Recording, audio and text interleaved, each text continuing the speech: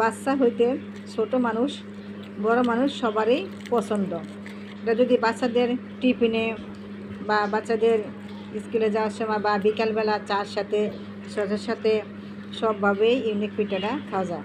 তো দেখুন যে আমি ইউনিক পিঠাটা আমি কিভাবে বানাচ্ছি। বিসমিল্লাহির রহমানির রহিম, সীমা কিচেন কুক। আমি আজকে আপনাদের কাছে রেসিপি নিয়ে আসি। এই যে এখানে আমি 1 বাটি পরিমাণ কর্নফ্লাওয়ার নিয়েছি। এই কর্নফ্লাওয়ার দিয়ে আমি আজকে একটা ইউনিক পিঠা বানাবো আর কি। আপনারা আমার ফুল ভিডিওটা দেখুন।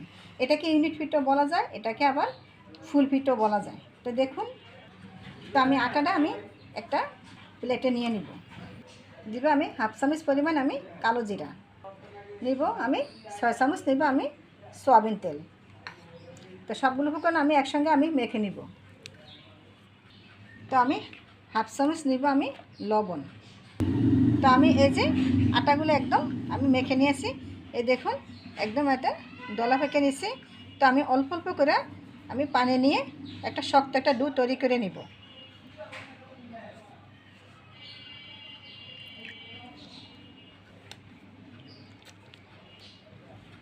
এই দেখুন এইভাবে। তো দেখুন এই যে আমার একদম শক্ত একটা সফট ডো তৈরি হবে। তো দেখুন আমার এই যে ডোটা রেডি হয়েছে। এখন আমি 20 মিনিটের জন্য আমি ঢেকে রেখে দিব। রেসি নিয়ে আমি এটা রুটির মতন বেনে নিব। এভাবে রুটিগুলো আমি বানিয়ে নিব। তা আমি যে সাধারণ রুটিগুলো বানাই তার সাথে আমি একটু পাতলা বেনেছি। এখন একটা আমি ছুরির সাইজে এভাবে আমি 2 মাথাটা কেটে দিব। দেখুন ছুরির সাইজে এভাবে মাথাটা আমি কেটে ফেলছি। ইউনিক পিঠাটা বানানোর জন্য এখানে আমি এই যে বড় একটা সাইজের আলু সিদ্ধ করে নিচে শুকনো মরিচ, নিচে আমি পেঁয়াজ, আর নিচে একটু সরিষার তেল আর নিব আমি 1/2 চামচের একটু কম নেব আমি জিরার গুঁড়া, 1/2 চামচের একটু কম নেব আমি ধনিয়ার গুঁড়া। সবগুলো আমি একসঙ্গে আমি এখানে মেখে নেব। এখন আমার এই যে বত্তাটা হয়ে গেছে। এখন আমি দেখেন কি করি। তো এখানে আমি এই যে কিছু টমেটো সস দিয়ে আমি এভাবে ইয়ে করে নিব। তো দেখলাম তো আমি টমেটো সস দিয়ে একদম এগুলো ময়ান করে নিয়েছি। তো আমি তারপরে দিব আমি এই যে মেখে রাখা ভর্তাগুলা। দেখুন সবগুলো আমি করে নিয়েছি। কত কম। তো দেখুন এই যে আমি রুটিটা আমি এইভাবে ভাজ করে নিয়েছি। তো আমি এইভাবে আবার এইভাবে ভাজ করে নিব। তো একটা ছুরির সাইজে এইভাবে এই যে চাপ দিয়ে নেব, কাঁটা চামচ দিয়ে। দেখুন আর এইভাবে আমি ছুরির সাইজে দেখুন এই যে চাপ দিয়ে নিয়েছি। দেখলাম তো আমার ইউনিক পিঠাটা এই যে কত সুন্দর দেখুন।